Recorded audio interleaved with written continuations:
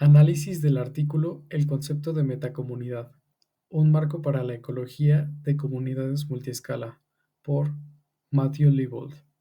El propósito de este videoartículo es hablar sobre los conceptos clave, escalas de organización, paradigmas, contrastes y prospectos acerca de las metacomunidades y su importancia. Es un conjunto de comunidades locales que están conectadas entre sí a través de la dispersión de una o varias especies que la componen, permitiendo la interacción potencial entre especies en diferentes parches o localidades dentro de una región mayor. Para tener mayor comprensión acerca de este concepto se debe tener en consideración que integra múltiples escalas, como lo es la población. Todos los individuos de una población habitan dentro de un área en común. La comunidad. Los individuos de todas las especies potencialmente interactúan dentro de un área de hábitat. Y la metapoblación. Un conjunto de poblaciones locales de una sola especie que están vinculadas por dispersión. Esto agregándose al concepto central de metacomunidad, que es una nueva escala de la que se habla en el artículo. La ecología tradicional de comunidades se ha enfocado principalmente en comunidades locales cerradas, donde la interacción entre especies afecta directamente las tasas de nacimiento y muerte, sin considerar la dispersión o el intercambio entre otras comunidades. La inclusión del concepto de metacomunidad permite abordar procesos espaciales, como la dispersión, colonización, efectos de masa, efectos de rescate, dinámicas fuente y sumidero, que afectan tanto la estructura como la dinámica de las comunidades a escala regional. El artículo identifica 4 paradigmas principales para abordar metacomunidades. El primero, Patch Dynamics, que es la dinámica de parches. El segundo, Species Sorting, selección o clasificación de especies según el ambiente local. El tercero, Mass Effects, efectos de masa por dispersión intensa. Y el cuarto, Neutral Model, el modelo neutral que asume equivalencia ecológica entre especies. El primero, la dinámica de parches, pone en contexto que los parches son equivalentes y las especies compiten por colonizar y persistir en ellos. Las extinciones locales ocurren, pero pueden ser compensadas por la recolonización desde otros parches. El segundo, Species Sorting, clasificación de especies, pone en contexto que los parches varían en sus condiciones ambientales y cada especie prospera en los parches que mejor se ajustan a sus requerimientos ecológicos. El tercero, Mass Effects, efectos de masa, pone como ejemplo que la dispersión es tan alta que las especies pueden mantener poblaciones, incluso en parches donde no serían viables sin inmigración constante. El cuarto, que es el modelo neutral, define que todas las especies son ecológicamente equivalentes. Las diferencias en abundancia y distribución se deben al azar, la dispersión y la deriva ecológica. Este esquema extraído del artículo hace una representación visual sobre los 4 paradigmas principales de la teoría de metacomunidades, usando como ejemplo 2 especies competidoras, A y B. Las cajas y óvalos representan parches, y las flechas indican la dispersión de las especies entre estos parches. En el inciso A se puede observar que hay una dinámica de parche, en la cual existen 3 parches, uno ocupado por A, otro ocupado por B y uno vacío. Esto se interpreta como una coexistencia regional, que se mantiene porque A es mejor competidora en el parche, pero B es mejor colonizadora. Cuando ocurre una extinción local, la especie más colonizadora puede regresar al parche vacío antes que la otra. En el inciso B se observa una clasificación de especies. Existen 2 parches, cada uno con condiciones ambientales distintas. A domina en el parche y B en el otro parche. Esto se interpreta como una composición de especies, en la que cada parche se determina por el ambiente local y la capacidad de cada especie para encontrar y ocupar el parche adecuado.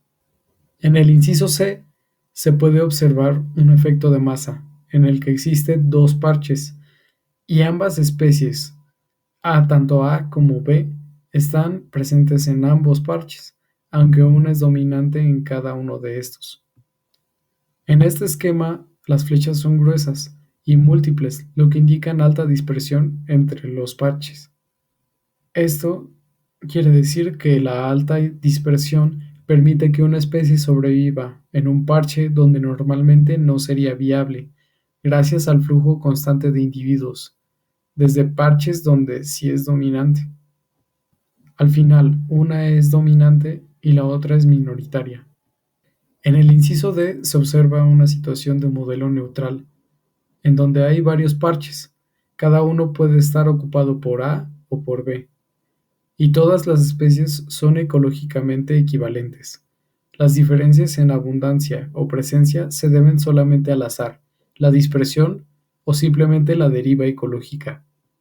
Esto es comprensible gracias a las flechas que muestran una dispersión sin preferencia.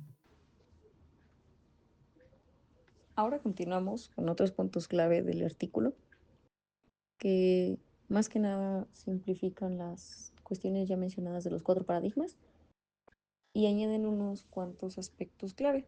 Por ejemplo, en la cuestión del modelo de parches y el neutro, nos dice que ambos sitios son iguales y no hay tantos rasgos diferenciados.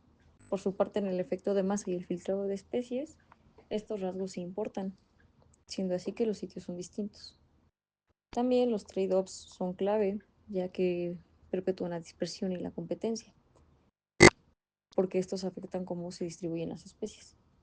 Y por último y no más importante, la evolución es importante, porque si los rasgos no cambian, estos modelos no explicarían bien tales interacciones. Asimismo, la biología. Ahora, ¿cuál es la importancia de este concepto en ecología? Número uno, el desplazamiento de caracteres, ya que las especies similares pueden coexistir si son menos invasibles, puesto que no siempre hay una separación por rasgos. Número dos, la diversidad local y la regional no tienen una relación no lineal, es decir, la dispersión influye en estas dos. Número tres, la productividad y la diversidad. La diversidad local se distribuye en una forma estadística de campana o normal y puede seguir creciendo, causada por los estados alternativos, los ciclos y la dispersión.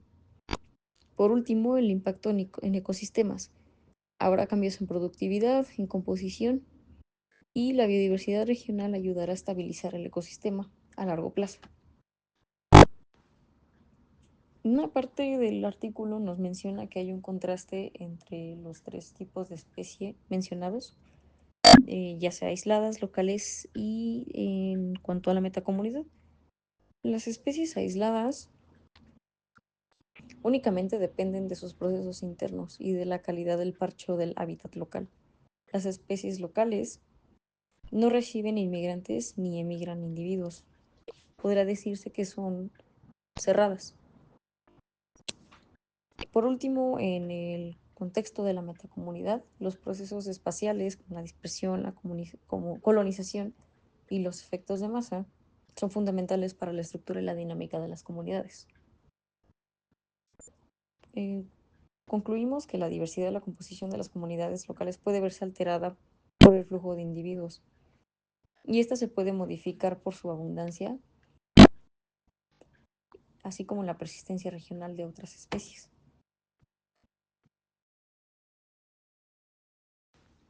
Por último, pues concluimos que este artículo es bastante complementario a lo que hemos oído hasta donde nos alcanzó el semestre. eh, Visualizar y completar como temario. Complementa mucho la parte de ecosistemas porque es este puente entre comunidad y ecosistema. Solamente para finalizar, pues reflexionamos que los seres vivos no son algo completamente aislado. Hay que tener en cuenta para el estudio de la biología y de la ecología los factores bióticos y abióticos para sus posibles aplicaciones, ya sea evolutivas o de la ecología per se. Muchas gracias, eso es todo por nuestra parte. Les ofrecemos una disculpa por la cuestión de la calidad del audio y pues que tengan unas excelentes vacaciones.